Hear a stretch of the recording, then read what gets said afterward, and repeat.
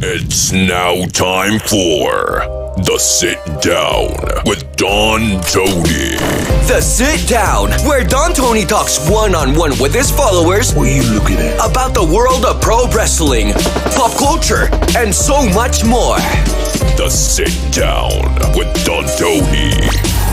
And now, your host, Don Tony.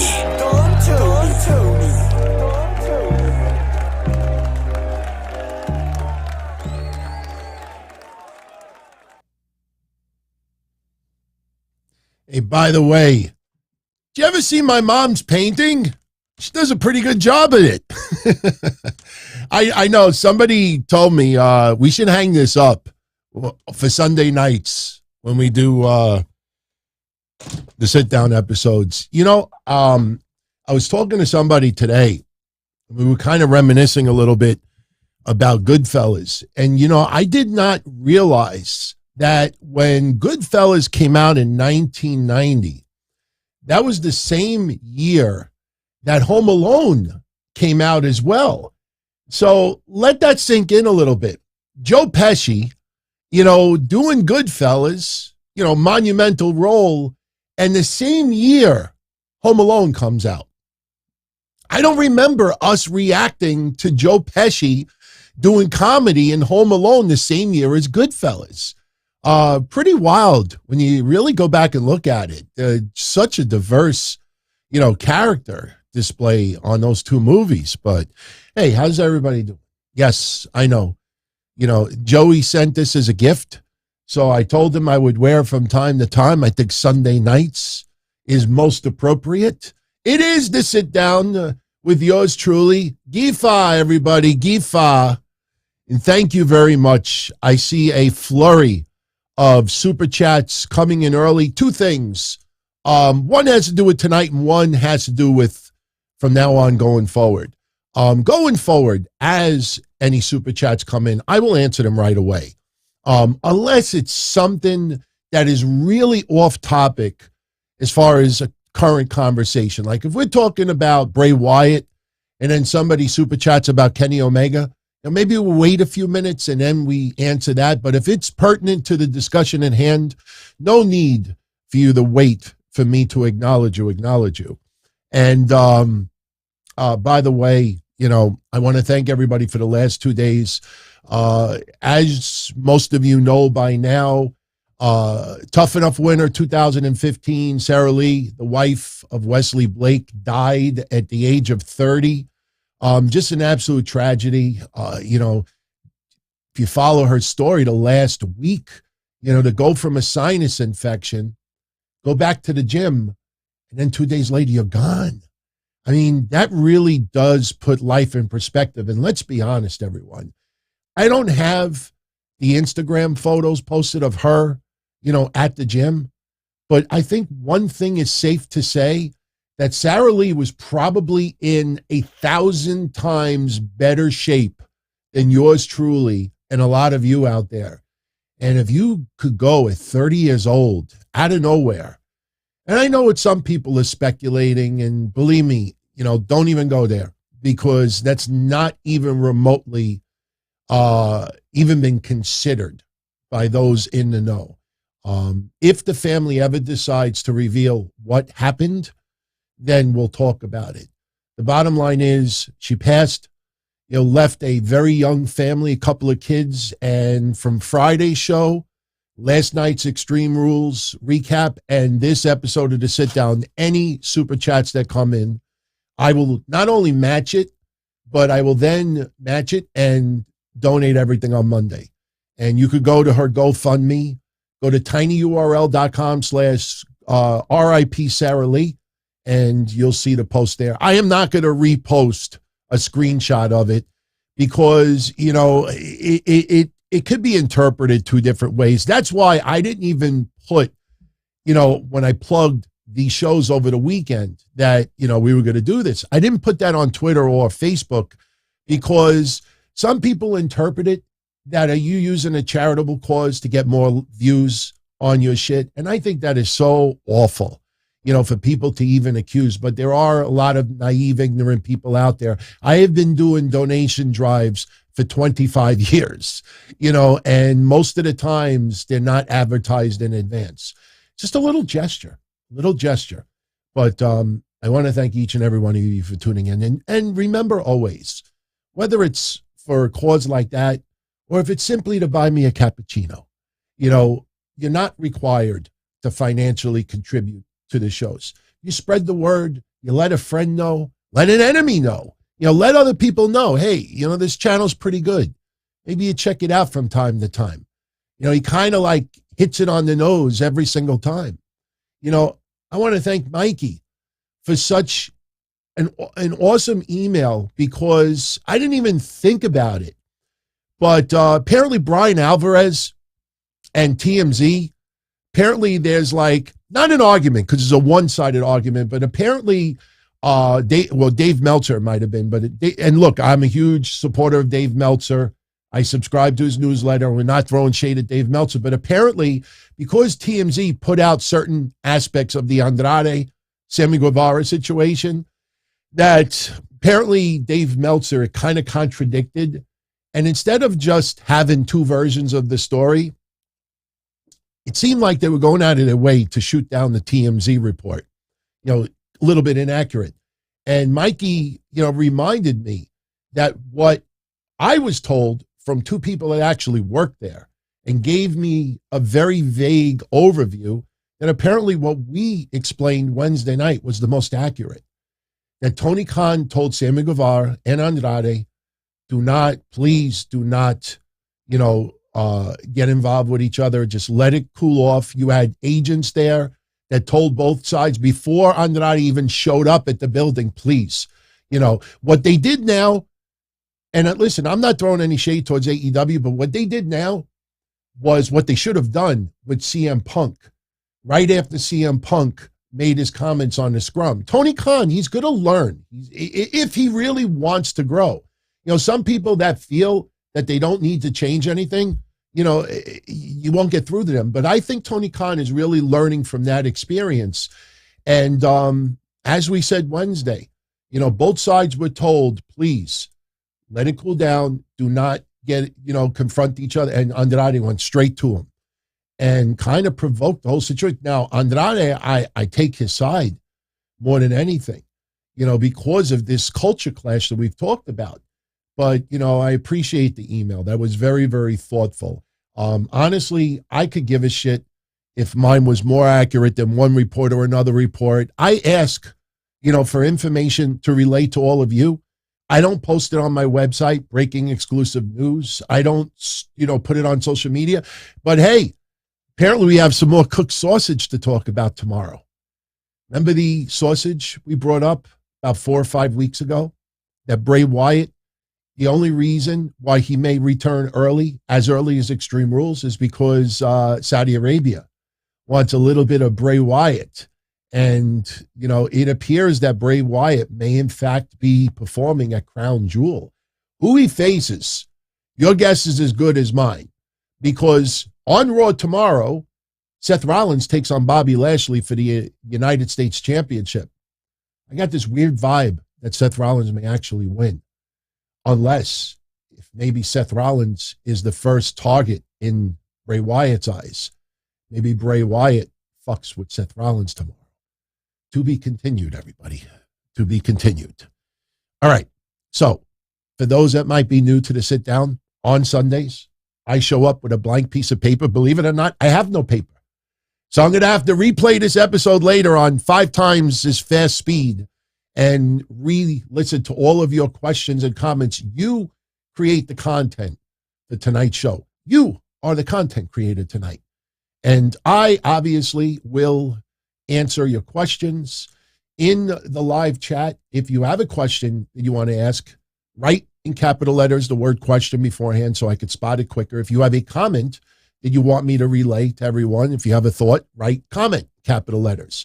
If you super chat it, then obviously, you get to the front of the line, and I answered a little bit earlier. So without further ado, let's spend the rest of tonight's episode doing a sit down. And Very, very weird right off the bat. I see like a couple of super chats came in and I don't see them popping up on my screen, but actually they will show up on the screen. Steve Joseph, right off the bat with a 5-spot. Thank you very much. Do I have to take any type of medication to get rid of my COVID? I am now COVID free for about 10 days. So it's amazing. Is it 10 days? It's about 10 days, right? I had to take nothing but cold medicine. In review of having COVID for the first time, to me, it was an annoying cold that wouldn't go away. That's really what it was. I mean, when I get a cold, it usually lasts 2-3 days and then I feel better. This lasted about 12, 13 days.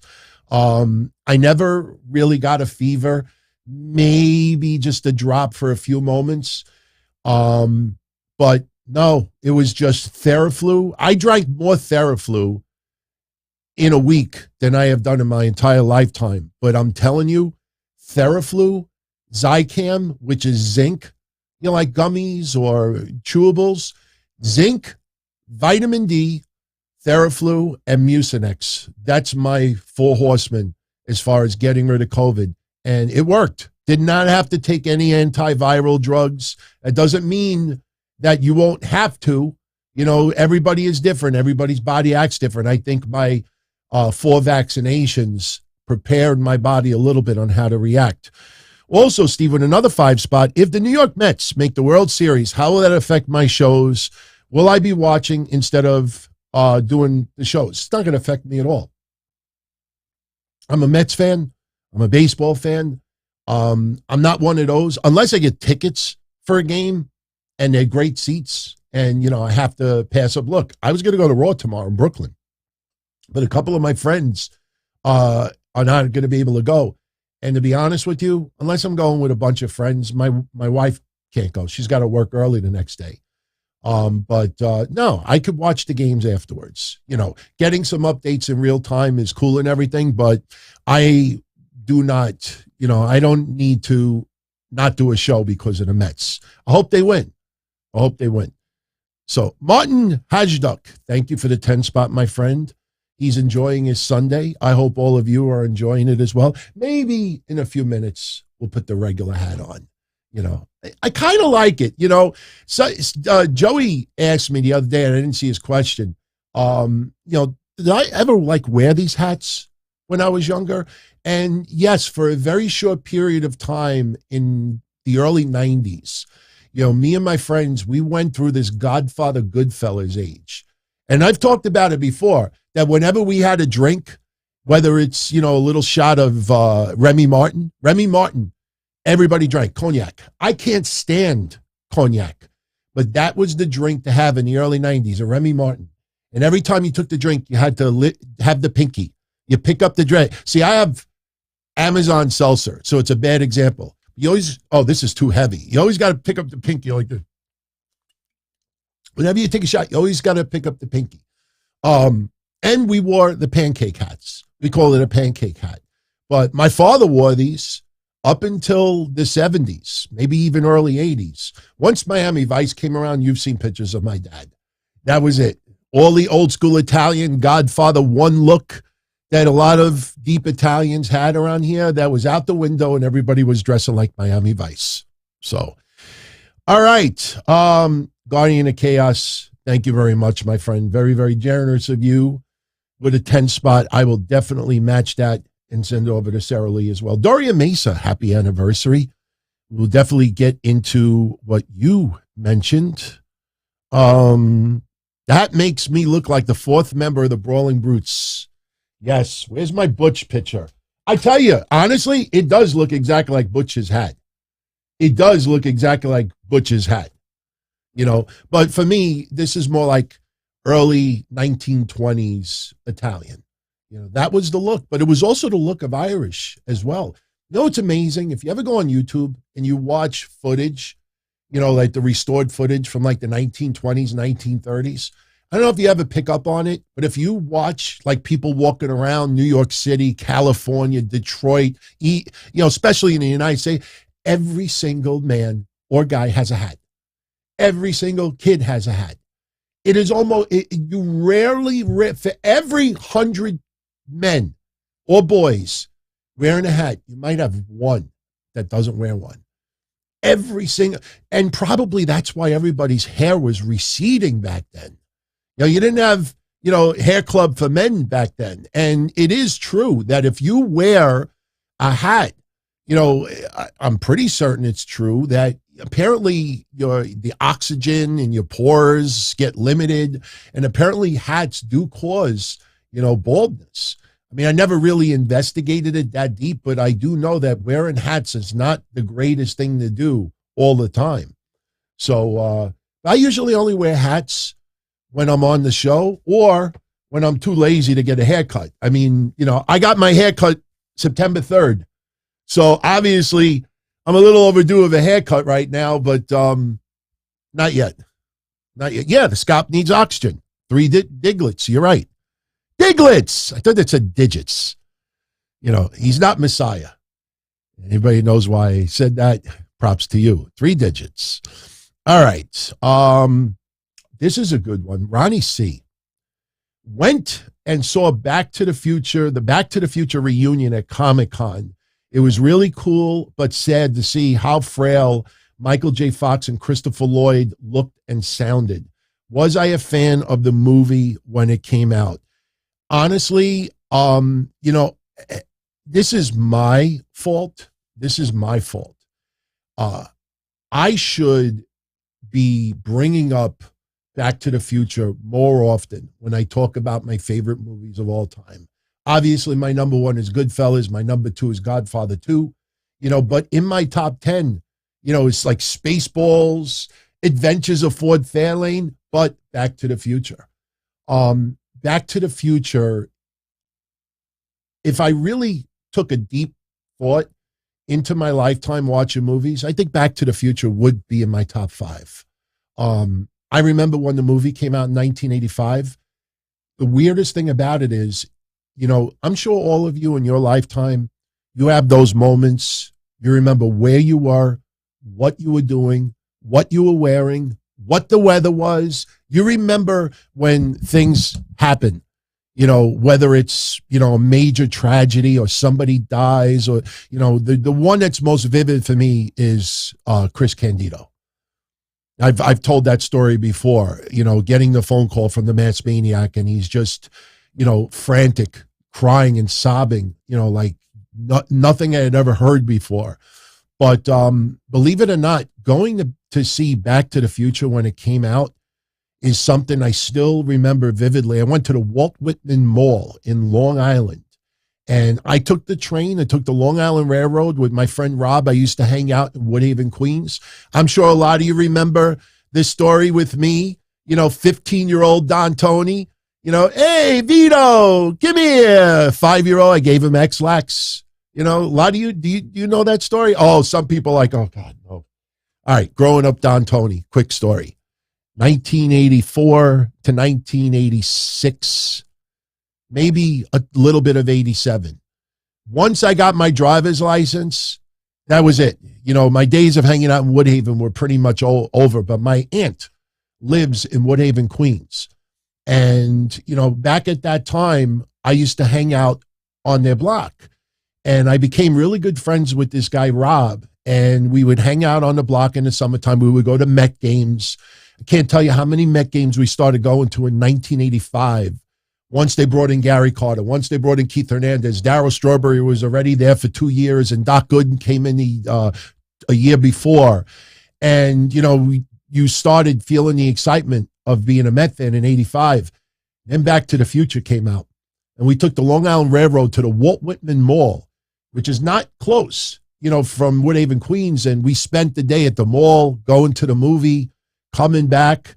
And I don't know why I still remember that day so clear, but Back to the Future, man, when it came out, I loved it. I think at that time, I always fantasized what it would have been like to live in the 50s, because that was only 3 decades before. And my parents, 1985, how old were they?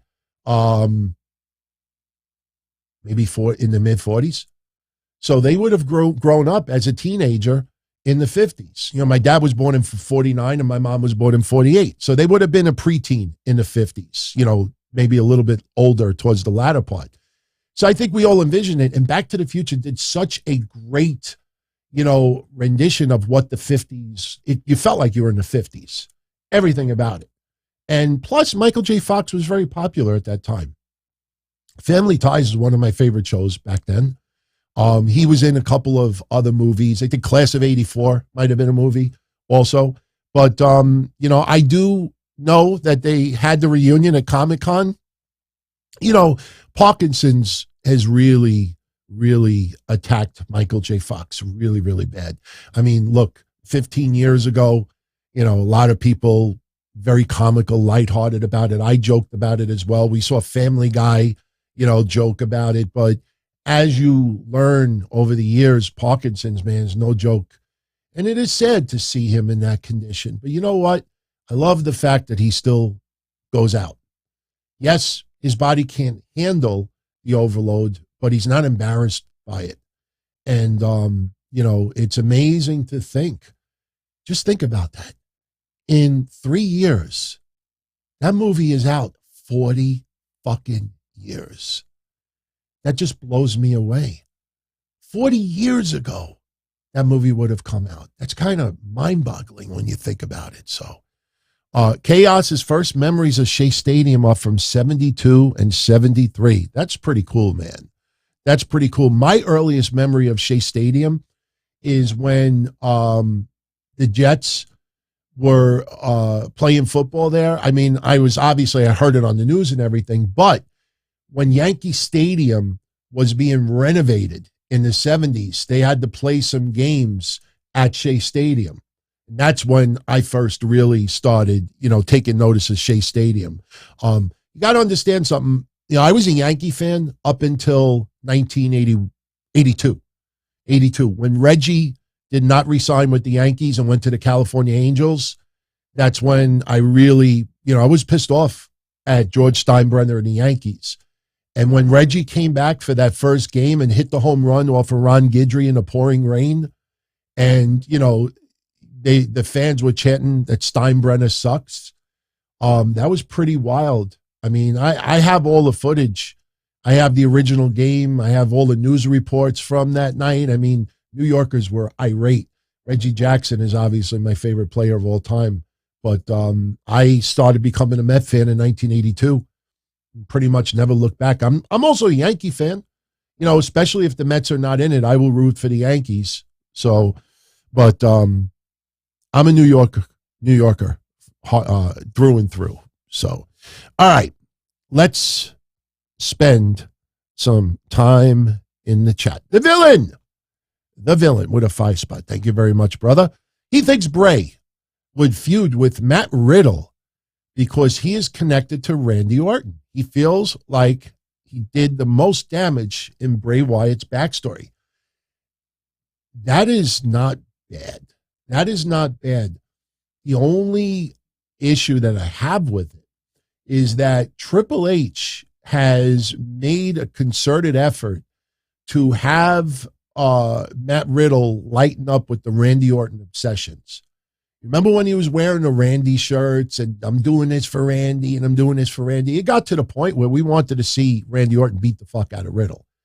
Riddle now is still friendly, lovable, come out on a scooter, the neon colors, the 420, you know, jokes. You know, you see the birds flying, the cartoonish. But when Riddle gets pissed off, you don't want to fuck with him. And that's one element of Matt Riddle that was missing. Now, do you rehash it by having Bray Wyatt go after Matt Riddle? You know, we still don't know what Bray Wyatt's going to do.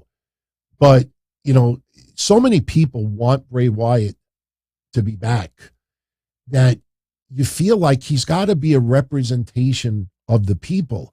But as I said last night, you know, you think of the concept, who killed the world? You did. You did. You know what's funny? It's almost like a variation of what Marina Shafir said when she's like, she tried to basically say to everybody, like, oh, I was brought up in where, Albany or whatever, and, you know me. And then she started, you don't know me. You don't know me. You don't know me. You don't know me. You don't know me. You don't know nothing about me. So it's like, you would think that because it was her hometown that she would have kind of showed love for them and just, made it a little bit more clearer that everywhere else, it's almost like Bret Hart in Canada. I know that's a crazy stretch, but the point is, you think about Bray Wyatt and he's doing this, he's telling you, you killed the world. You killed the world. You killed the world. Unless Bray Wyatt wants to kill the world too. Did you kill Bray Wyatt's world? That's what we have to figure out.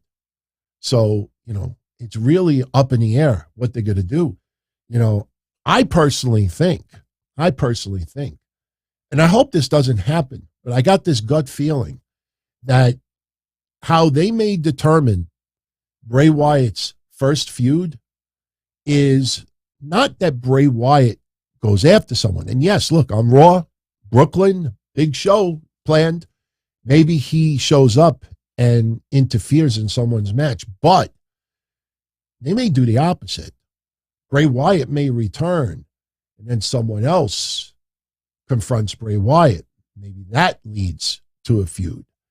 I'm not saying I wouldn't mind it, but, I think it would kind of be a wet fart if Bray Wyatt comes out tomorrow, doesn't say a word, and the crowd is losing their shit. And then all of a sudden you hear, shoosh, please. Maybe, Sister Abigail, and that's it. And that's it. End of feud. But somebody may fuck with Bray Wyatt instead. Did you see Alexa Bliss's tweet? She says, hello, old friend. Hello, old friend. Now, the fact that she even tweeted that tells me that she's not returning anytime soon with Bray Wyatt. I saw all these posters today. Oh, Liv Morgan. Liv Morgan. Why? Because you put a little dark makeup on her and she looks like perfect for the role. People are putting Liv Morgan, Bo Dallas, Joe Gacy. This is the preview for my show tomorrow. And if you look at the top, all the characters were posing with their costumes yesterday. But, there is no hints or rumors that have been substantiated that these characters are going to remain like in the, around Bray Wyatt on a regular basis. I thought how I interpreted yesterday, it was kind of an overview of his history. But there are people actually that are now putting like wrestlers in these. Oh, look, Huskus the Pig. That's got to be Joe Gacy. He matches Joe Gacy's physique. The Rabbit, it could be this person, and Sister Abigail could be Liv Morgan. I think these are just people that are excited. No issue at all. For the goofs that actually have websites and news like Sports Shitskeeta 2 days ago, still like doing actual polls. Will it be Bad Bunny? Will it be Barry Carr? Look, if WWE does it, that's fine because they're playing to their fans. But these people, like, how do we get people to like interact with us? Oh, let's put a ridiculously moronic, stupid poll where we already know the answer, just to get people to whatever. So that's not a bad idea. I mean, Riddle right now, who does he feud with next? Who does Riddle feud with next? That's something to think about. So I tell you, you look at the Raw roster especially, there are quite a few wrestlers that you can look at them right now and say, okay, who's their next feud going to be? Seth Rollins, Matt Riddle, Bobby Lashley after this. Bobby Lashley's really not having the feud with anybody. He's having random matches. But if he loses that U.S. title tomorrow, what happens with Bobby Lashley?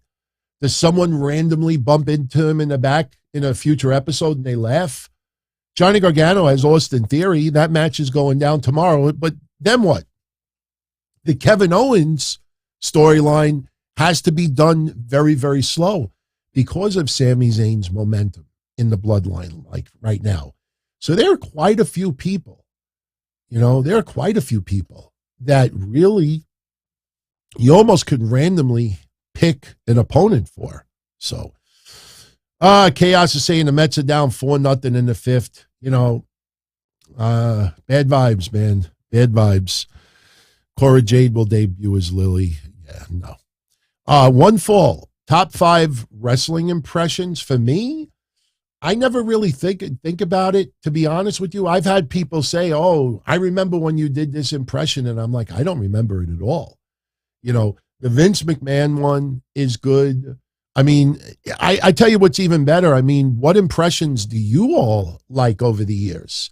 Because I've done so many. I don't have a particular favorite one. You know, I used to do Road Warrior Hawk perfectly. You know, I've done so many. I really try not to, you know, like think about it. Road Warrior Hawk was good. See, I can't do it right now. You see, spur of the moment I could do is, well, you know, well, but when you do that, it really hurts your throat because you really have to use some vocal cords you don't normally use. And when I do that, well, see, I can't do it. Maybe if I take it. But I can't think about it. When I do impressions, if I think about it too much beforehand, then they suck. But if I just do one out of nowhere, that's usually when they work the best. So, all right. All right. Before we start taking regular questions in the chat, Steve Joseph sent something else in that I am trying to go back and find. Oh, okay. This is a good one. By 2035, New York won't be making gas cars no more. So what would my next car purchase be? An electric car? And what do I think of electric cars? First of all, you know, I don't believe any politician about what happens 10, 15, 20 years in the future. People do that shit for votes. People that do that shit to gain some type of momentum. Oh, in 10 years, this is going to be this. The problem is, you know, and this is what people are realizing now. You know, people thought I was joking when I said that local restaurants here want to charge you $30 for a salad with a protein on it. Grilled chicken Caesar salad is probably the cheapest salad of them all because all they do is put lettuce, croutons, and chicken and the dressing and you're done. But if you want like a salad with a little gorgonzola, a little bit of walnuts, some grilled chicken on $30, you know, when you want to turn around and make gas $10 a gallon, make it extinct and make this, you know, understand that when things are harder to get, the price goes up with everything. Why do you think all this supply? I'm starting to set up my place so my wife could move in. She hasn't moved in yet. She's here 4 days out of the week, but you know, we kind of like started setting things up, but even like little things I want to buy, you know, a year ago, you buy even drinking cups, regular Dixie drinking cups, 7-ounce cups. For $360 a year ago, I paid $20. You go on Amazon right now, they want to charge you $20 for $80. So I don't buy that 2035 New York is up. There'll be other politicians in by that time. But honestly, I'm not against electric cars. I will be buying a new vehicle in a year or two once I get my bills a little bit more in order. And one thing that I thought about is maybe getting an electric vehicle because I don't drive far. You know, Mohegan Sun once in a while is an exception, but I don't drive far. I drive local, you know, so I might consider an electric car. If I could save on gas, why not? You know, I don't think electric cars are bad, but the idea that you're going to try to eliminate gas and oil and stuff like that, you watch what happens when the prices continue to go up for everything. So, yeah. I know. Scott Shut Hats, DT on the economy. Yeah, I'm just expressing my opinion. GMTA Entertainment says his brother has a Tesla and he loves it. I know a few people have Teslas and overall they don't complain. In fact, I think they brag a little bit too much. But I may seriously consider getting an electric car or hybrid. Mo words, do I prefer Bray Wyatt leading a faction or going solo? Honest, I'd rather see him lead a faction. The reason why is because if he leads a faction, you have more options of where you can go with a feud or with a storyline. Imagine if Damian Priest was still on his own. Even if he was great as a heel, it's just one-on-one feuds. Bray Wyatt, you don't have a plethora of one-on-one feuds that people would lose their shit over, make it make sense. I think that's one of the reasons why WWE did the Prevagen hire, because they're trying to figure out, okay, let's go back over the last 10 years and figure out what could we revisit that would make something make sense. And that might sound a little bit crazy and ridiculous, but no, it's not. So if you have Bray Wyatt leading a faction, there's so many ways you could go. You could tease somebody leaving. You could tease somebody coming in. If somebody's really got some big time momentum, you can have that person, you could mix and rotate. So for me, I absolutely think Bray Wyatt needs to have a faction. But I don't randomly put people in there simply because they look good. Joe Gacy, all right, you look at his character, it kind of makes sense a little bit. But why would you put Liv Morgan? Simply because she looks like she would fit the role? It makes no sense whatsoever. People, look at Bo Dallas. All the rumors are now that Bo Dallas is going to return, that he's coming back. Do you want to know what somebody told me today? Now, I'm not reporting it as news. I haven't even talked to people I normally talk to about things like this. Hopefully we'll have the answer by tomorrow. But this person I talked to privately today said to me, yeah, he's probably going to work in the office. People think he's going to be the newest member of the Wyatt family. That could happen. It could happen. But just because he's bloodline for Bray, doesn't mean that he would be a great fit for it. I'm not saying that he's not a good fit, but people are just randomly putting people in there, simply to put people in there. It's got to make sense. You could bring back Eric Redbeard. Why not? I mean, Braun Strowman, I would not put back in the Wyatt family. Braun Strowman is meant to be a solo superstar. So I think Bray Wyatt with a faction, absolutely. Absolutely. It doesn't have to start right away. But I think ultimately Bray Wyatt definitely needs a faction. And then who knows? Maybe in the not too distant future, we get similar to the Wyatt family in the New Day or the Wyatt family in the Shield. You have the Wyatt family on one side of the ring and the bloodline on the other side of the ring. And you'll probably get the fans chanting holy shit again before they even touch each other. So Fly, thank you very much for your 21 dedicated months being a member of the family. What do I think should be next for Judgment Day? Feels like they should go after the tag belts and Rhea Ripley should go after Bianca Belair. Well, as far as Rhea Ripley goes, remember, she had some health issues. Now, she has never really made publicly exactly what those issues are. So I will not make them publicly. For a little while, they did have to monitor, her cardiovascular. Some people may have to wear a monitor for 24 hours, 5 days a week. Sometimes, they check it other different ways. But they have been easing in Rhea Ripley. So if Rhea Ripley is able to come back on a full-blown basis, yeah, I could see Rhea Ripley definitely feuding with Bianca Belair. And I got news for you. Rhea Ripley is probably the first person that I think should take the title off of Bianca Belair. As far as Damian Priest and Finn Balor going for the tag titles, it doesn't make sense right now because of the Usos. And when the Street Profits were unsuccessful at SummerSlam, it almost put a lock that the Usos are keeping those titles until WrestleMania.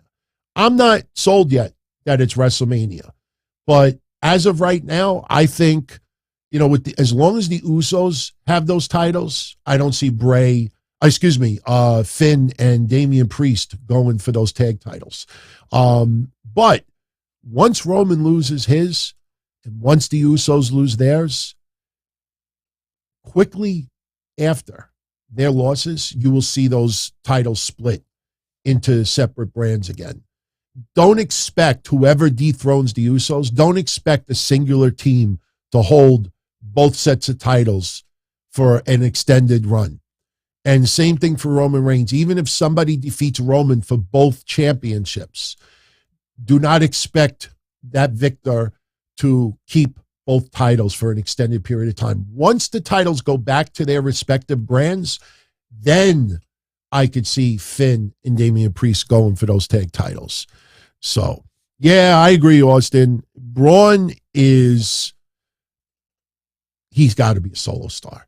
And I am very happy to see the crowd reaction since he's returned. It's pretty cool. And, hey, it's on the record. When he got released, and the report was that Vince McMahon felt that Braun was way past his prime. You know, if you remember that time, and I wasn't the only one, a lot of you said it as well. People were like, what are you talking about? You know, Braun Strowman might be in the best shape of his career. I mean, he's even better shape now than he was when he got released, but Braun was fine. Braun was fine. I think just creatively, Vince McMahon got too lazy. I think he just got too lazy and would not invest the time to try to reinvent the repackage and would not listen to creative ideas. I think Sasha Banks and Naomi walking out the way they did was the dagger for Vince McMahon as far as his creative pull. Yes, the controversies did him in more than anything, but, you know, Sasha and Naomi turning in those belts and walking out was the turning point. It was the creative turning point on how WWE does business. Didn't affect the stock market, didn't affect the investors' views, but it sure affected the fans. And now what you have seen since, you know, you see some people being brought back. Now, you know, with all due respect, some of the people that they've brought back, you know, I see these cute little banners that they put all the signings that Triple H has done that Vince McMahon fired, and they're like, oh, Triple H is repairing what Vince fucked up. And then you'll see that same idiot write on social media how much Hit Row sucks, or Carrying Cross sucks, or this person sucks.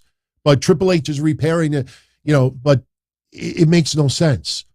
So Triple H sees vision for some of these people. And like I said, Karrion Kross creatively is allowed to, you know, get into his comfort zone and say what he wants to say and act a certain way. That's not something that Vince would allow him to do. You had to do what Vince foresaw him to be, and you couldn't go, you know, you could offer ideas here and there, but doesn't mean that Vince was going to listen.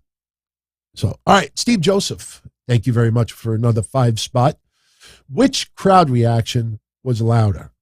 Bray Wyatt at Extreme Rules or Cody Rhodes at WrestleMania? I can't give you an answer. The acoustics are different. You know, I saw people trying to compare CM Punk's return in Chicago, his AEW debut, and they were comparing it to Triple H when he returned from injury way back when in Madison Square Garden when he was wearing all the denim. I remember doing my hotline that night. I think Joey 924 was at the Garden, and he called up and he's like, the building was shaking. It never heard. It was so loud that you just heard like it ringing in your ears. It's really hard. It's really hard to determine it. You get some good mics, you get some good acoustic, and look, do you know a pop? You know a pop that nobody talks about that is one of my favorite crowd pops of all time as far as a return goes? I wonder if anybody in the chat remembers my choice. And if somebody does, I will definitely shout you out and give you major props right now. But, you know, I will say this, Cody's return at WrestleMania, the crowd reaction was awesome. Bray Wyatt last night in Philadelphia was awesome. Kenny Omega's return was awesome. CM Punk's AEW debut was awesome. But I really can't judge the decibel, you know, levels of each one. which one did I feel the most emotion towards? As a wrestling fan, Bray Wyatt last night. Nowhere near Cody Rhodes. Cody Rhodes was cool. It was cool. It was surreal because you never thought that he would leave AEW this quickly and show up in WWE. So the idea that he actually did go back was surreal. But it wasn't one of those that, you just were like, holy fucking shit. Holy shit. Like Cody was like, there's different ways to say it. Cody was like, oh shit. Oh shit. He actually did resign. But Bray was like, holy fucking shit. All right. Unfortunately, for everybody in the chat, nobody got it. Chris Jericho's WWF debut was awesome too. His debut, 1999, that is my favorite Raw moment of all time. I've watched every Raw episode in its history in real time. And Chris Jericho's WWF debut is still my all-time favorite moment on Raw. The pop that I always think about, that nobody talks about, and I promise you, if you have never seen it, or if you don't remember it, go on YouTube. You could go now, go later, look it up, but look for a good, high-quality version of it. Because some of this video quality is so shitty that the audio is muffled and you can't feel it. Raven's WWF debut after ECW closed down. When Raven showed up and gave the DDT, I'm telling you, look, I know a lot of you don't like Raven, and obviously, some of Raven's private life is a little disturbing for some. We're not going to go there tonight. There's a conversation that I've been wanting to have with April Hunter. No, I'm not saying that Raven went with her, but, some people know why I say that. But, Kevon Lewis, said Raven. Okay, cool. All right, props to you, brother. Raven's WWF debut, when you had the alliance thing going on, I'm telling you, you go back and you listen to it, you'd be like, oh, fuck, listen to this reaction. It blew me away at the time. I was shocked. Taz, when he made his WWF debut, when he fought Kurt Angle, his pop was tremendous. So we have had a lot. But if you ask me, if I had to choose Bray or Cody Rhodes, I choose Bray. Because Cody Rhodes, understands something. At the time, Cody Rhodes, when he was in AEW, a lot of people wanted him to turn heel. They didn't like the Brandy stuff. They didn't, a lot of people were souring at Cody, especially when he had the match with Anthony Ogogo, and the outcome happened, what we had. And, when they had to do the interim TNT title shit just for 2 weeks. So Cody, even though, the jump was awesome, there was still a lot of people that were not the biggest Cody fans. So I think Bray Wyatt yesterday blows Cody Rhodes' emotional pop out of the water. I don't even think it's close. Oh, yeah. GMTA, holy shit. The Warrior, WCW. I have said this on my show over the years. If you ever want to really appreciate the Warrior's WCW debut, don't watch the video. Close your eyes. And I put it on my history shows. My history shows are still online. Just Google a search. Just type Warrior WCW debut Don Tony. And you could hear it. You just close your eyes and you just listen to it. It forces you to pay attention only on the audio. It'll blow you away. It's crazy how loud that debut was. And it hurts my feelings that Eric Bischoff shits on it. Because I am a monster fan of Eric Bischoff. Always has been. I've always been a big fan of Eric Bischoff. When he, throws shade on the Warriors debut as a wrestling fan at that time, I didn't give a shit if it went long. I fucking loved it. That's another one. Brock Lesnar's return in 12. When John Cena, the Raw after WrestleMania. And we thought, like, what's going to happen next for Cena? And Brock comes out. Oh, my fucking God. I mean, there's so many. I tell you this. WWE, I don't know if anybody in particular in the offices end up checking out this episode. I know the sit downs are probably the least viewed because, the topics are random. But if anybody there happens to watch this, here's a great idea. Come up with a video, because they don't do DVDs anymore. Come up with a montage of like all-time, crowd reactions. WWE, WCW. Not a top 25, not because each one is viewed differently, but just put up like 50 greatest, 25 greatest crowd reactions. I think you sit there and each one is a moment where the crowd loses their shit. For them, it's probably Triple H's return. That probably would be their number one. Even Steve Austin WrestleMania this year. We could do this for hours, guys, gals. There are so many. And I tell you, when you're down as a wrestling fan, I think watching some of these debuts and returns, and just get that feeling from the crowd, and I think it makes everything better. So Fly's going to send me the clip from Seth Rollins' return. Yeah, Seth Rollins also.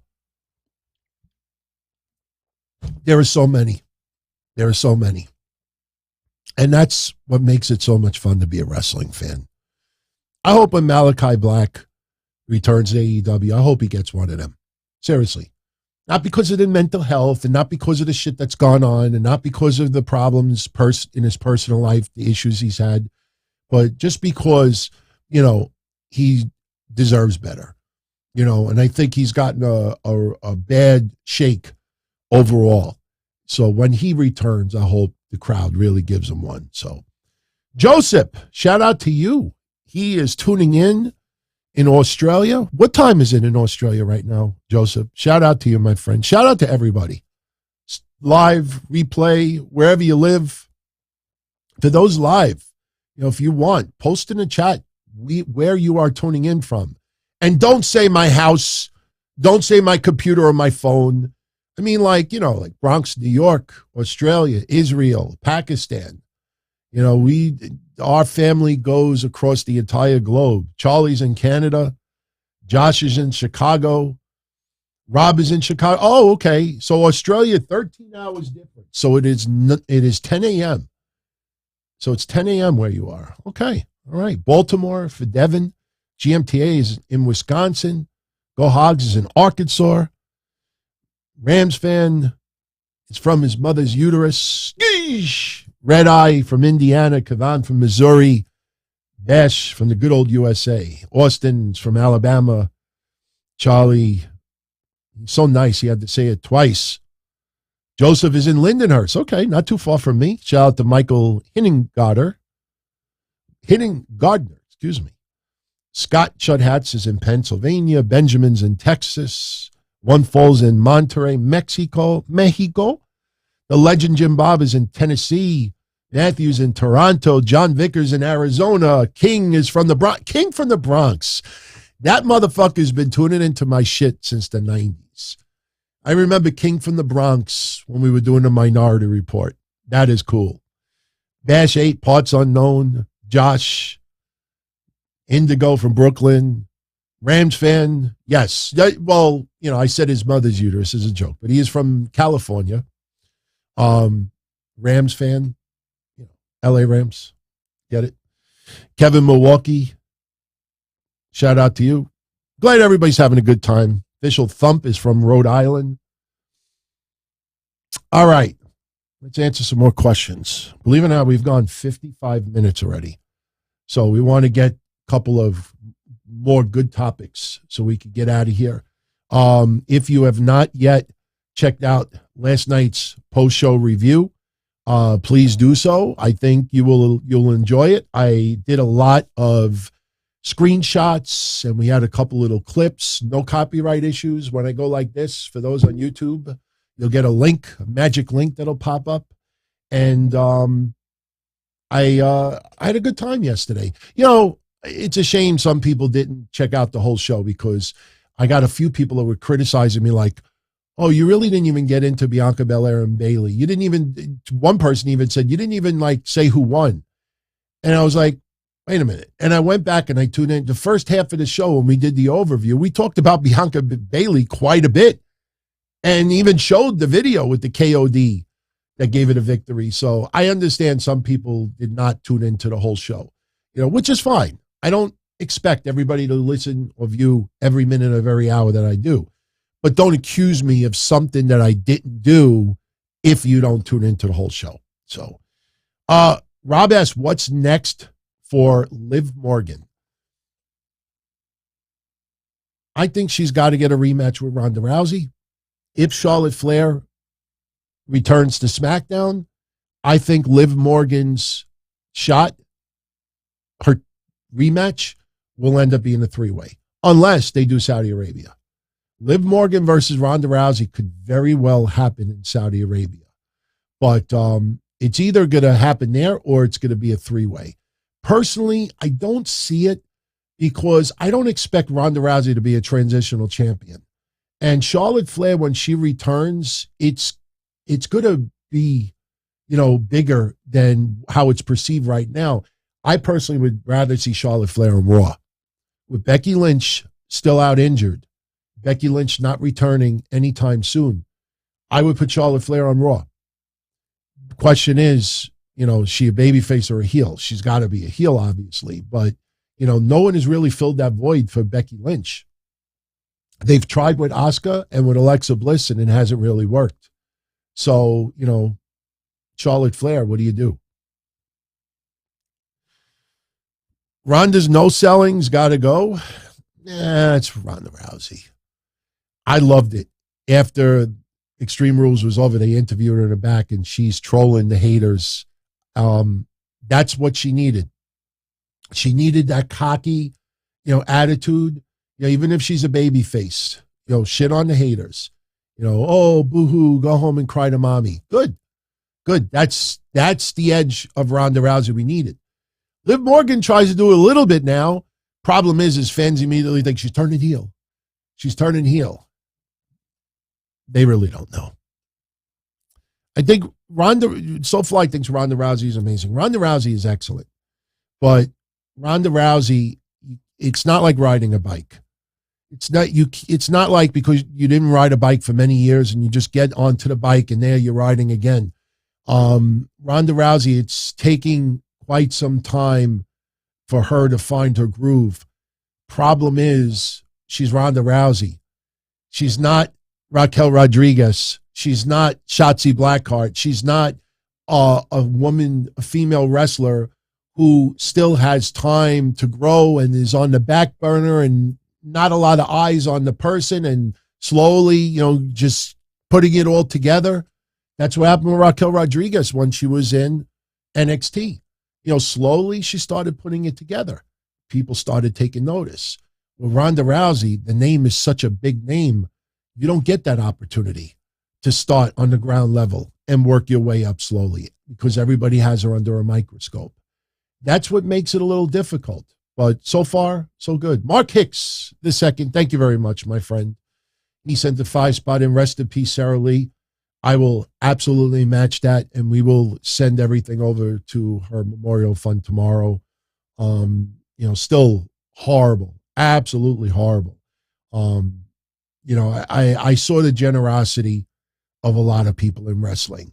I have not mentioned any specific donations because I don't think it's fair to compare, who donated what. If someone, just because they're on TV doesn't mean that somebody has it where they could just give it away. Some people are struggling and they do whatever they can. I don't judge someone's goodness or, based on their generosity. So I see people doing news reports and they single out 2 or 3 people. I think that's very, very unfair, but for some people out there, look, if you want to post it on the chat, absolutely. But, for me, I don't think it's appropriate for me to, relay who donated what, because, some people I'm sure would love to have done more, but can't. As much as people do want to help, you got to worry about your own backyard first, and I think anybody that applies to. So I felt bad for a few people that are on TV that sent very, very small donations. And you saw some idiots on social media calling them out like, oh, I guess you didn't care about her all that much. I'm like, man, fuck you. Seriously, you don't know what that person's situation is. You don't put yourself in hock. Why? So a couple of IWCers like, oh, what a wonderful person. Very, very wrong. That's why, and I told someone earlier today, that's why I did not post the links for this weekend shows in the same post as what we were doing with the fund. Because, in the past, when I did that for Shad Gaspard, I had a few assholes, trolls that were like, oh, you're just doing that to get extra hits on your shows. I'm like, man, fuck you. Fuck you. You try to do something nice, and then people will call you out and say, oh, you're just doing that for extra views or for people to like you more. I'm like, that's pretty weird. So trust me, I don't get additional viewers simply because we do a good deed for someone. So, and some of the greatest people out there never even tell anybody the good deeds they do. The one person who I've always talked about is Mick Foley. Look, Mick Foley, I disagree on 80% of his political views. But Mick Foley, if I had $1 for every time he did something for someone that it was never covered or there were no cameras around, I'd be a millionaire right now. And that's legit. Seriously. I know everybody focuses on John Cena with the Make-A-Wishes. Believe me when I tell you, I think it's mind-boggling how much Mick Foley has done for people that we'll never know. We will never know. I've witnessed some of it up close and personal. He's a very good man with some political views that I disagree with, but, I still respect and love the guy. It is true fact. It is true fact. I actually considered asking Mick Foley to marry me and my wife. Mick Foley would have done it. But Mick Foley, who he's done this for as a minister, to oversee a wedding, he would want you to make a donation, whether it's for rain or for something else. It wasn't about money. But, at the end of the day, I don't know. We just wanted to use like a minister from our neighborhood. So somebody asked me the name of the minister I use. Some of you have seen the pictures. His name is Vincent Sika. Not Sika like the Wild Samoans. Instead of the letter K, it's the letter C. S-I-C-A. So any of you out there were looking for a minister, because a few people actually asked, like, what was the name of the minister? I don't have any pictures available. I don't think I do that I could show you. I think the only picture that I did have was the one where it looked like I was cutting a promo on my wife when we were at the altar. Do I have it? I don't think I do. No, I just have the one we were in the. Oh, wait. No, that's not it. Maybe I do. Just give me 2 seconds. Looking at MJF when he was the Joker. Yeah, I don't have it handy. So I'll show you next time. But I thought that was a cool photo. It looked. Oh, yeah, I do have it. All right, here it is. Yeah, I'll show you right now. Let me just put a little black background. Because little tricks you could do with this software. All right, yeah, I could show you right now. That's him right there. So he was looking at me like, what the fuck is he doing? So I'll zoom in on his face. Look at his face. He's like, no, what are you doing? What are you doing? He's awesome, man. Vincent Sika. He's been doing it for like 50 years. Awesome minister. So, yeah, it looked like I was cutting a promo. So, it's been a month already. Shit. Charlie says, I'm tall. Yeah, I'm almost 6'4". Almost 6'4". Indigo. When Saraya eventually has her first match back, do I think it should be a one-on-one match with Britt Baker or some sort of tag team match? I'll repeat what I said Wednesday. I think AEW is going to lead to an unsanctioned match between Britt Baker and Saraya. I think they are going to keep it vague that she could return. I think there's going to be a difference of opinion, and I think Saraya will want to fight Britt Baker, and maybe they'll do a storyline where AEW has not officially cleared her, and they make it an unsanctioned match. So that's where, I'm not saying they'll go that route, but I think it's the easiest way to go. Because why would AEW and Saraya, 3 weeks in, why would they not just answer the elephant in the room? Why would you not? Listen, because Saraya, listen, let's be honest. Saraya has been damaged the last 3 weeks because people don't know if she's cleared or not. In my opinion, she's cleared. In my opinion, she's cleared. Few people I've talked to have said to me, look, DT, I'm not her doctor and I'm not that close with her, but everybody, the vibe going around in the locker room is that she's cleared. So I believe she's cleared. But since they're keeping it vague and you let the noise that she may not be cleared, and how the fuck do you sign someone for 3 years who didn't even get a physical? There are people actually accusing AEW of not even requiring Saraya to get a physical. Listen, I know we criticize Tony Khan's, amateurish ways. I don't think they're that amateurish that they hire Saraya without getting a physical.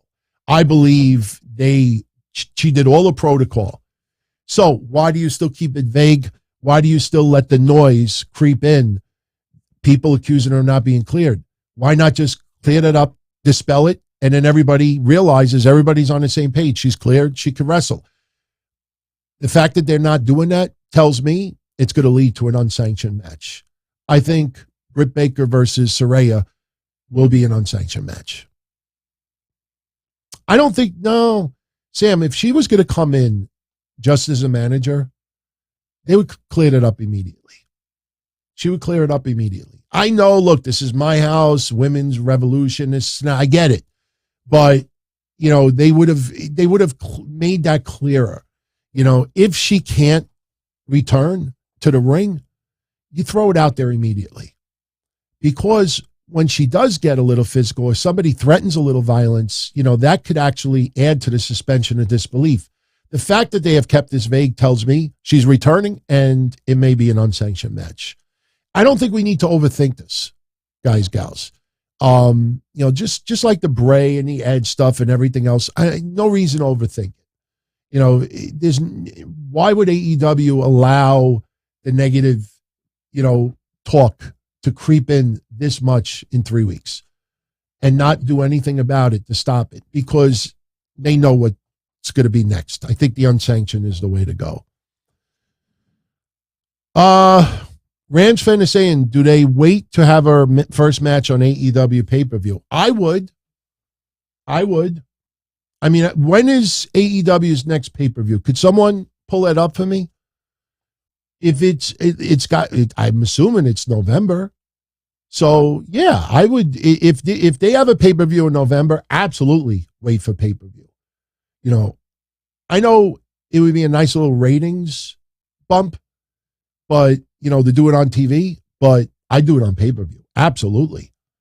November in New Jersey. Thank you, Indigo. What's the actual date? Because Crown Jewel is the 5th. So is it the same weekend as Crown Jewel? I don't think so. Maybe it's the 13th. Someone is checking out. Look, I hope it's not Thanksgiving week because I am going away for 5 days, Thanksgiving week. I'm going to go to Mohegan Sun. I'm going to celebrate the 10-year anniversary being with my wife, relationship-wise, and it's also the anniversary of me proposing to her. November 19th. Okay, so it's the week before. AEW Full Gear, November 19th. Thank you, Sam. One fall. Everyone else. No, they don't have a pay-per-view Motion by the Ocean, Pee by the Sea, Quake by the Lake, Shit by the Pit, Food with the Dudes, Guardian of Chaos. Wait, I look like Dennis Franz? All right, so you know what that means for the remainder of the show? All right. This was somebody's hat, and he said that he had it steam cleaned. I actually do smell like the dry cleaning stuff. So trust me, the hat was clean. I looked very, very closely for like gray hairs and shit like that. You think I want for somebody else's forensics? Somebody sent it to me as again. This hat is supposedly 80 years old. I can't even read the label. All it says is, it does say 100% Italian wool, hand wash only, and that's it. There's no like brand on it. Supposedly it's from the 1940s.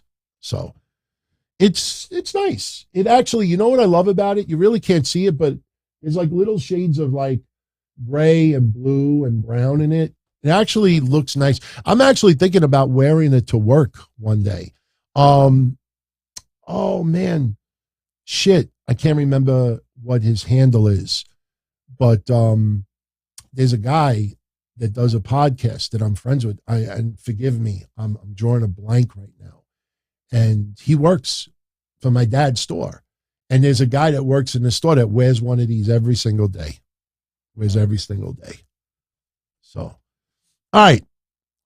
Let's start bringing this home. Let's start answering some specific questions. Charlie is asking, who is April Hunter? Google her. She is somebody who's been involved in wrestling for a very, very long time. She goes back to even WCW days, and very, very nice lady. I have not talked to her one-on-one in about, I'd say 13 years, 12 years. But, you know, there's a couple of things that I do need to talk to her about that's related with Daphne.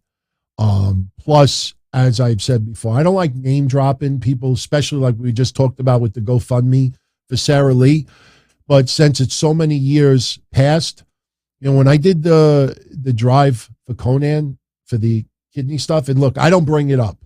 You know, some idiot, when it was the anniversary, I brought it up, and then they went to Conan and said, oh, he keeps bringing it up still after all these years. Conan's like, wow, that's kind of weird. I'm like, I don't bring this shit up. You know, like it was the anniversary. Somebody mentioned it, so I brought it up. But I will say this. When I put it out there, a lot of people within wrestling all tried to help. They appreciated Conan. And April Hunter was one of the people early on that went out of her way, you know, and was very, very generous. And, you know, I don't know if I still have her emails, but, you know, my old email address at that time, I still have my emails. Why would I close them down? And I have shit saved, you know, not because I hoard, but, you know, she was very, very generous and kind and helpful early on. Very, very sweet woman. So, all right, let's get into some topics. All right, with Tony Khan, Gruss is asking, would Tony Khan try a great value version of the Bray Wyatt return with Malachi Black? No. Malachi Black, the House of Black, is not a Wyatt. Let me tell you this much. I'll twist your question this way. I hope to God Brody King learned his lesson calling out Judgment Day. That pissed me off. I mean, I've warmed up on Brody King, and I appreciate his wrestling prowess, and I don't have any ill comments towards Brody King anymore. But when he called, you know, the Judgment Day with Edge, House of Black, you know, WWE bought it on Wish. That's the House of Black on Wish. I'm like, man, fuck you, you roly-poly. Fucking Edge is a Hall of Famer. He's fucking been working his ass off in the ring since he's had baby fat from too much breast milk. Like, shut the fuck up, you know? And I just thought, you know, I thought at that time Brody King's attitude reflected Tony Khan and the culture online. Keep throwing shit, throwing jabs, keep poking the bear. And I think he has since shut up. I hope he doesn't go there towards Bray Wyatt. Because if there's any feeling that Bray Wyatt and his Wyatt family may be closer to a rendition of House of Black, I hope this motherfucker doesn't open his mouth. You know, I hope he learned since then. And Brody King is so talented. He doesn't need to go there with those digs. But, no, I don't think Bray Wyatt would be similar to the House of Black. You know, Bray Wyatt, as we said yesterday, if it's not broken, don't fix it. Just make it better. We used the wheel as the analogy yesterday. The wheel has been around for 100 years. I mean, as far as cars go. But you don't try to change the wheel. You just make it better. So Bray Wyatt, you don't have to repair all that much. You just need to creatively go in a direction with Bray Wyatt that we have not seen before. But, look, there's a reason why Bray Wyatt Wyndham is as over as he is right now. Because people dug him and dug the character and dug what could have been and what should have been. And it should have been much bigger than what we even had. And there's been a lot of memories. Bray Wyatt's been around for a while now. So, you don't just get over based on sympathy. If that was the case when Karrion Kross returned, crowd would have went nuts for that too. So you don't have to fix much with Bray Wyatt. All right. Rams fan is asking, would Rikishi ever be brought in for the Bloodline story? I was thinking of Rikishi the other day, if they ever go a twisted route with Jey Uso. I'm not saying that like Rikishi, I did it for The Rock, but I don't know, I got some Rikishi vibes when I was thinking about Jey Uso maybe trying to do a coup and try to take over the Bloodline. But as I explained Friday night, what Logan Paul said, didn't really make as much sense as people portrayed it to be. But people went past that because they realized, ooh, little twist in the storyline. Is there going to be a battle for power over here? Or is that Prevagen hire going to start going back a couple of years for what happened with Roman and Jey Uso? Could happen. Could happen. David Peralta, I have not been on Discord since Tuesday, but I'll check it out later.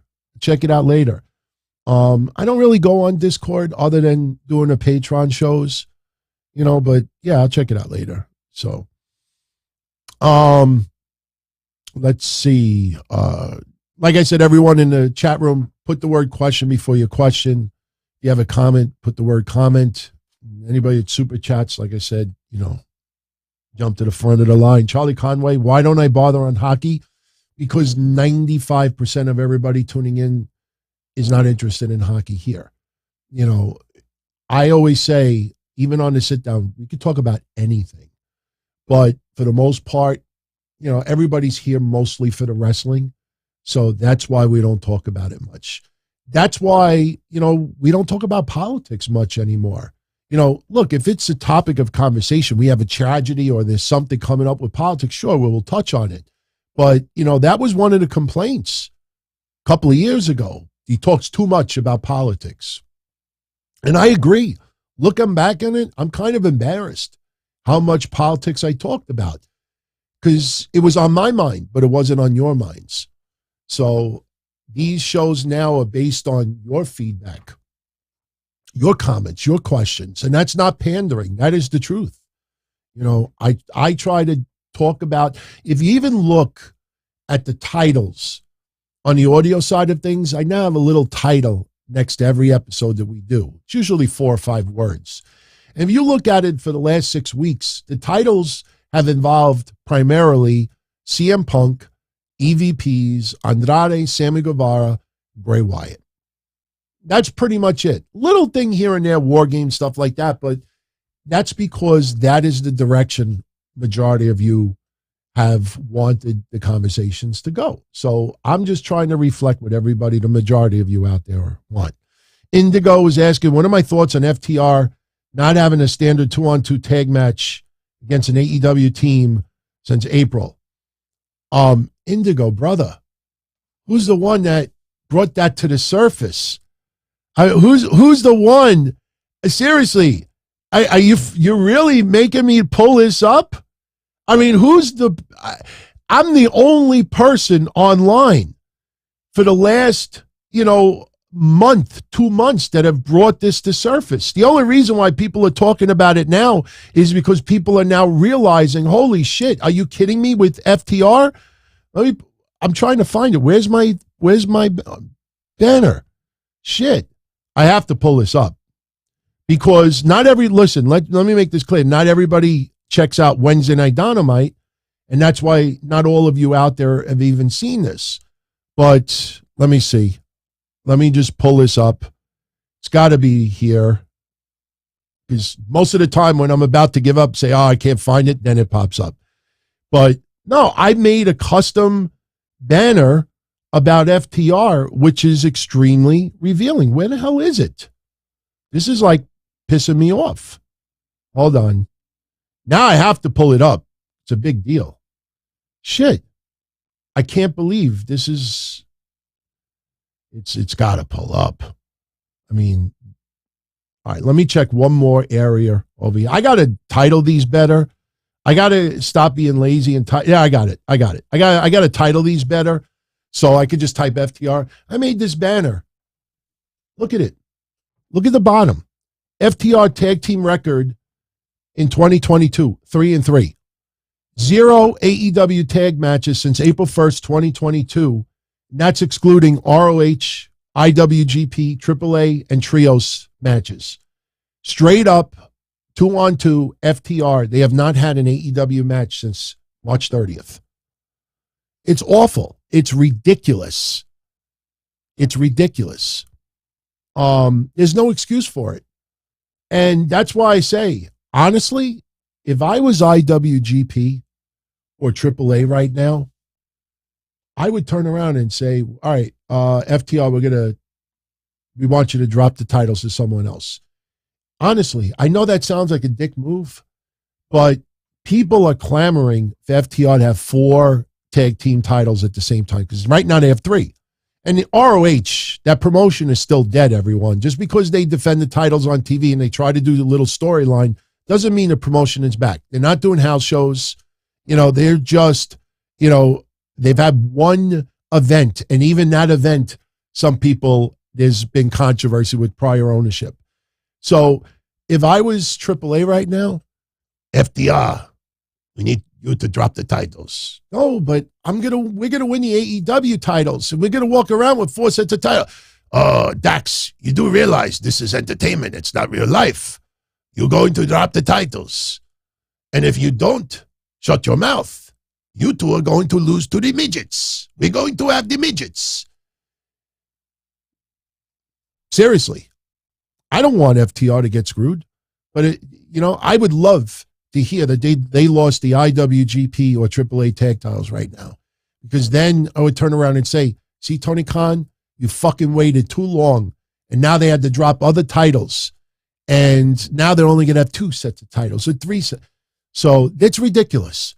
The number 1 tag team of last year, who should have been the number 1 tag team of this year, and in AEW, they haven't wrestled a tag match under the AEW official records since March 30th.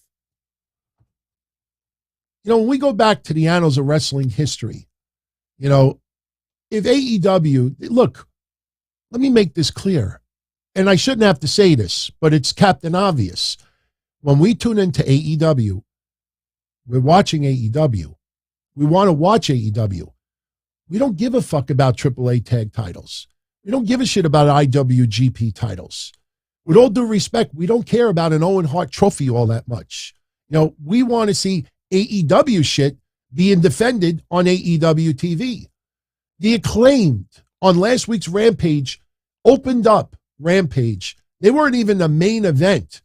And you had Ring of Honor shit closing out as the main event. Your own tag team champions that are defending the tag team titles are not even your main event. I'm not talking about this past Friday. I'm talking about the Friday before. So believe me, I know people will say, well, the Ring of Honor titles were defended on AEW TV, and the AAA titles were defended on AEW TV. You look in the record books. Why did these guys not had an AEW tag team match? 2-2. No CM Punk, no Wardlow, no fucking, Samoa Joe or anyone else. Strictly after. Why not? Why not? Ridiculous. It's asinine. And guess what? I will bet you that either this week or next week, FTR will have a regular tag team match on AEW. Because as weird as it sounds, and people have been here long enough that have noticed it, that when we really bring something to the surface within a week or two, that gets dispelled. Something changes. I'll never forget the Jay Lethal. Remember, ranked number 3, and we had a field day on that. And then the following week, Jay Lethal was out of the top 5 ranking. And you notice Tony Khan is not updating rankings the last couple of weeks. Smartest thing that he has ever done. I don't know if any other show out there has been saying for the longest time, kill the rankings. Go based on the momentum. Go based on what feels organic. Go based on what your fans want now. Because you have these records being built on elevation and on dark, and then someone else who has not been on the radar has too many losses and is not in the rankings, And by the way, why is FTR ranked AEW's number 1 tag team? Explain that to me. Why are they still ranked number 1? And don't give me, they haven't updated in the last 2 weeks. No. Why is AEW still advertising them as number 1 tag team? They haven't had a match under the AEW banner in the record books since March. All right. We're going to wrap this up in about 5 to 10 minutes. Because don't forget, tomorrow night, we obviously have a big recap to do. DX 25th anniversary. Probably get a little bit of Bray Wyatt. We have the Bloodline returning to Raw. We also have Seth Rollins versus Bobby Lashley for the United States Championship. Johnny Gargano versus Austin Theory. And so we're going to have a big, fun recap to do tomorrow. Don't forget, mark it on your calendars. Thursday, November 3rd, probably at 8 p.m. Eastern, JD from New York will be joining me here, and we are going to have a blast. Podcast Forbidden Door 3. It's like the WrestleMania 3. Will we get 93,000 people to tune in? No, probably not. But the format will be the same as it was for Jason Solomonster and for Joe Cronin. This week, maybe tonight, sometime this week, I'm going to post a sticky thread on the community section. And what we're going to do is for 2 weeks, we're going to let everybody submit a question that they would like for us to debate, answer, discuss, whatever it is. And the reason why we're only keeping the questions open for 2 weeks is because after 2 weeks, which would be about a week before the show, JD and myself will go through all the questions, and he will pick his 10, 15, 20 favorites, and I'm going to pick my 10, 15, or 20 favorites. We haven't decided how many questions we're going to answer yet. Because remember, there's going to be people live. There's going to be a crazy amount of super chats coming in, and any super chats we're going to split right down the middle. So, but as far as questions set in advance, we're going to choose a handful of our favorites, and this gives us a week to prepare. Because trust me, even if you love my shit, don't like JD, even if you love JD and don't like my shit too much, which I don't know why you'd be tuning in, or maybe you like both. All right. One thing is for certain, most of you already realize that JD and I disagree on a lot.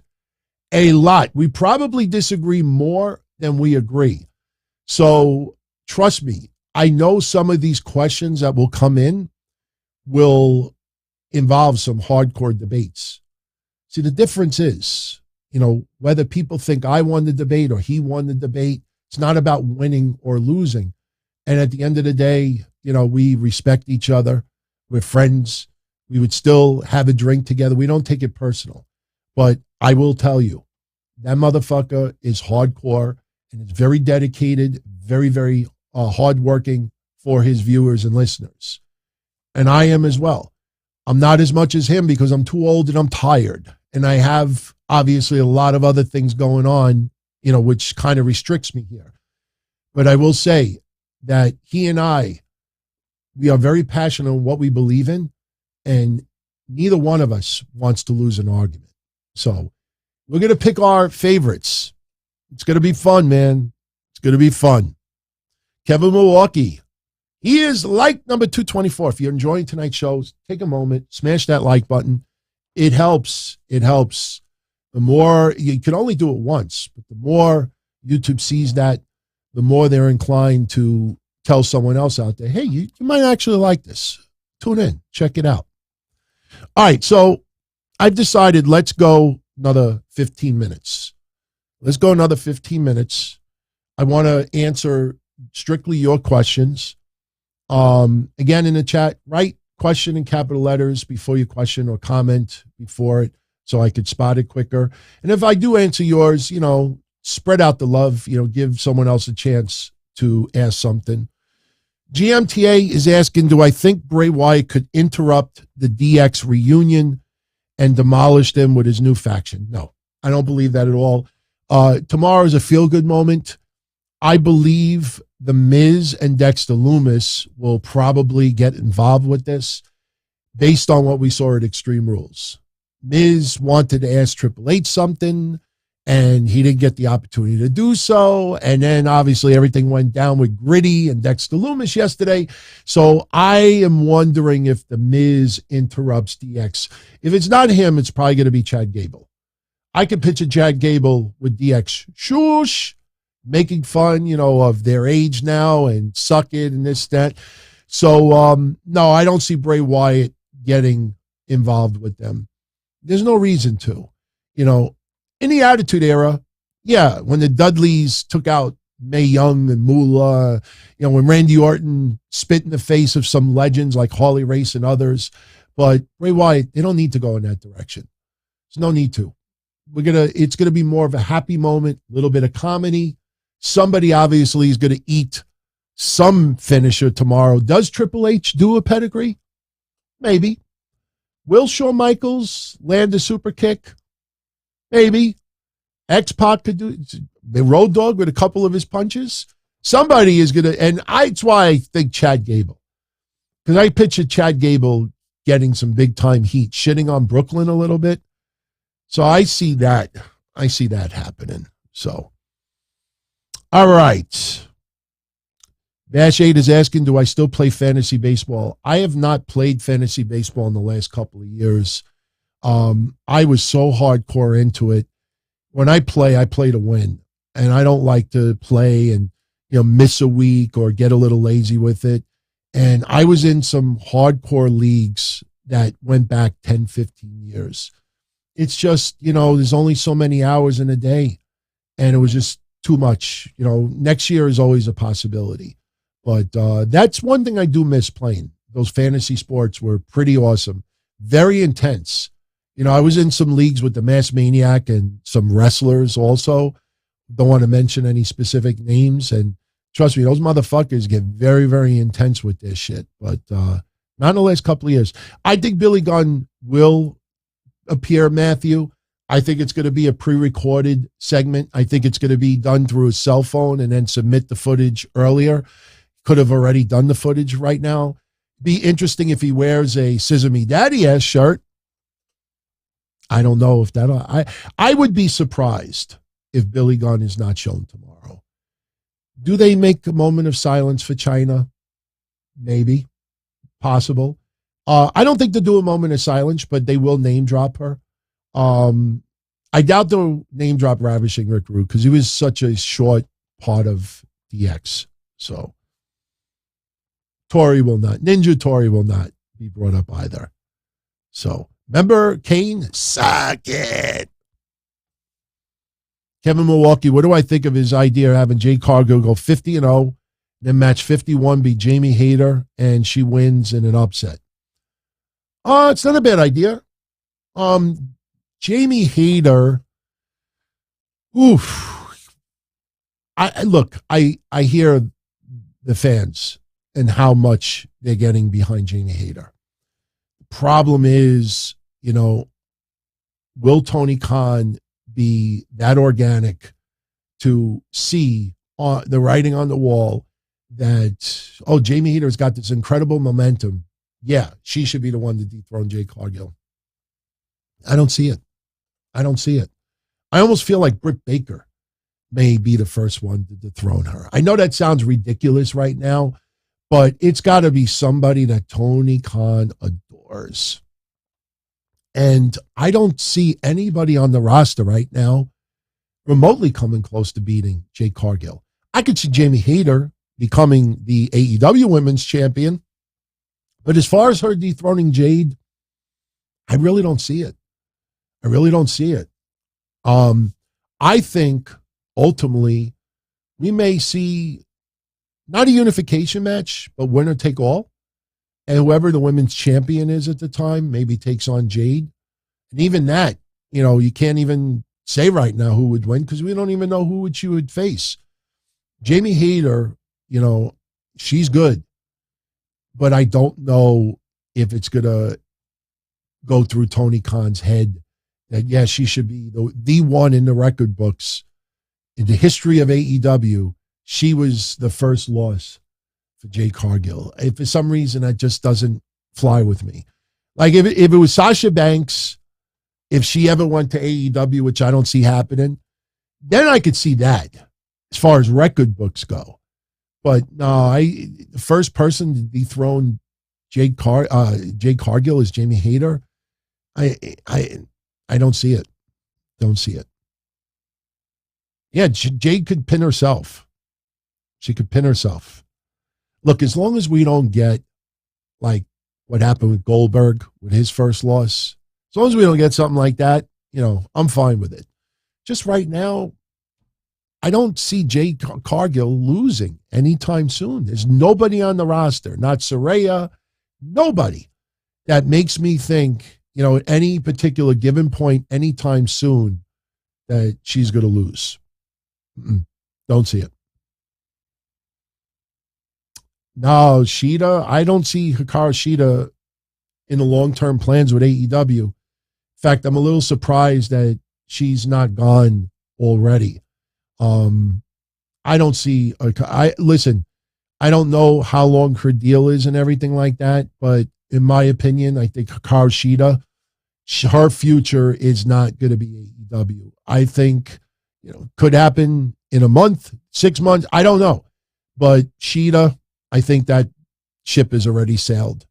A lot of fans love Shida, and she is awesome, and she's got a little bit of a record in AEW, and maybe considered the top 3 AEW women of all time.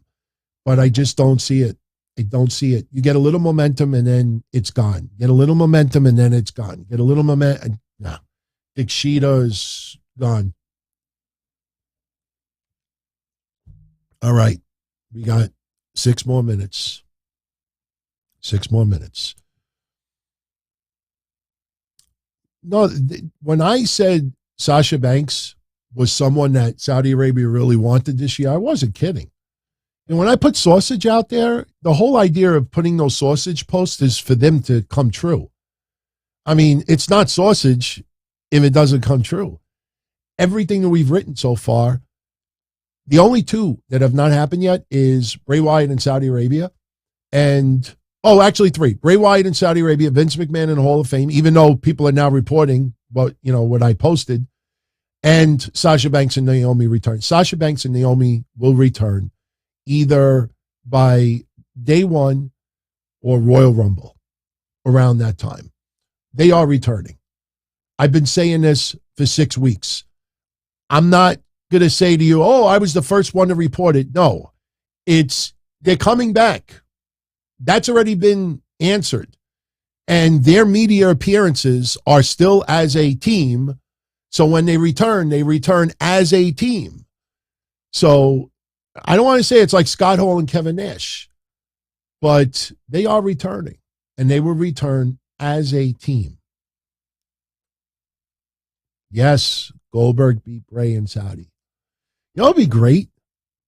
Let me ask you all this, because nobody's talked about this. Let me ask you this. I'm not saying it's going to happen, but it's not out of the realm. What's your reaction? Seriously.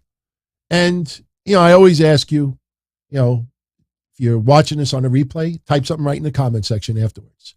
What if I said to you right now, that Bray Wyatt shows up on Raw tomorrow, cuts a promo, talks about why he left or being forced out, and he is coming back and he is going to take all the souls that helped kill the world, and he calls out Goldberg for Saudi Arabia. And in Saudi Arabia, Bray Wyatt beats the fuck out of Goldberg. What say all of you? Because you know how much Saudi Arabia loves their Goldberg. They love the larger-than-life superheroes. What if I say to you right now, Bray Wyatt challenges Goldberg for Crown Jewel and rights the wrong, beats the fuck out of Goldberg, totally annihilates Goldberg? You know, what did I say? What say you? No Goldberg? Or would you want to see Goldberg get his ass handed to him? Because think about that. I know a lot of you, look, I like Goldberg. I've always did. Shit. You know what? Here's it. Look, this is gum from 1998, WCW, still sealed, not open. If they do Bray Wyatt versus Goldberg at Saudi Arabia again, then I will open this up that night and chew the whole pack. Yeah, make his son cry too. Be vicious. You all could be sinister. Make it. You know what? Bray Wyatt could beat the fuck out of his son too. His son's a year or year and a half older. You know, his son might even look different than last time we saw him. So remember, didn't Bray Wyatt in the Firefly Funhouse like put like X's in the eyes of some of the people that he was trying to get revenge for? So what if they kind of like did a hybrid of that? I'm just, look, this is not news, just throwing an idea out there. How many of you would like to see Bray Wyatt challenge Goldberg for Saudi Arabia, but this time Bray Wyatt hands his ass to him? Not a bad idea. Do I have a death wish, Benjamin? No. But Saudi Arabia gets the larger-than-life star. Bill Goldberg gets another payday. Bray Wyatt gets a very deserving win. And it's just a novelty match for Saudi Arabia. All right. What time is it? Yeah, we're going to get out of here. We've already done an hour and 42. We did an hour and 40 yesterday. We did probably the same on Friday. And then tomorrow we got a show. And then Tuesday's Patreon. And then Wednesday night Dynamite. So we have a loaded couple of days coming up. So guys, gals, it's been awesome. I want to thank you as always for spending your time with me. And I hope, you enjoyed our conversation for tonight. Again, you have any lingering questions, comments, feedback from tonight's show, post it in the comment section. And I'm curious to see what kind of reaction to the idea of Bray versus Goldberg at Saudi again. My answer, yeah, I like to see that. I like to see him 1 and 2, because remember, if that's the case, big question is, how does he deal with Randy Orton? How does he deal with Alexa Bliss? Remember Alexa Bliss, remember Samson and Delilah. Unfortunately, we don't have any alternate ending where Samson got his revenge on Delilah or Samson got Lisa to take out Delilah, so it's going to be interesting to see where they go with this. But, all right, everybody, have a great night. All the best. Stay safe. And I'll see you all again very, very soon. Night, everybody. As far back as I can remember, I always wanted to be a podcaster. For me to live any other way was nuts. To me, those goody-good people who worked shitty jobs for bum paychecks and took the subway to work every day and worried about their bills were dead. I mean, they were suckers. They had no balls. If I wanted something, I just took it. I ran everything. I paid the bills. I paid the host. I even paid the masked maniac. Everybody had their hands out. Everything was for the taking. We always called each other good fellas. You would always hear from somebody. You're gonna like Don Tony. He's all right. He's a good fella. He's one of us. But if you're part of my crew, nobody ever tells you they're gonna get rid of you. It doesn't happen that way. There weren't any arguments or curses like in the movies. See, your haters come with smiles. They come as your friends, the people who've claimed they care the most for your life. And now that's all over. And that's the best part. Today everything is different. There's lots of action. I don't have to wait around for everything like everyone else. Oh, I didn't get the vaccine? Fuck you, vaccine me. Oh, your delivery guy has COVID? Fuck you, feed me. Right after I moved here, I ordered egg noodles and ketchup, and I got spaghetti with meat sauce. I'm no longer an average nobody, while they get to live the rest of their lives like a bunch of schnooks.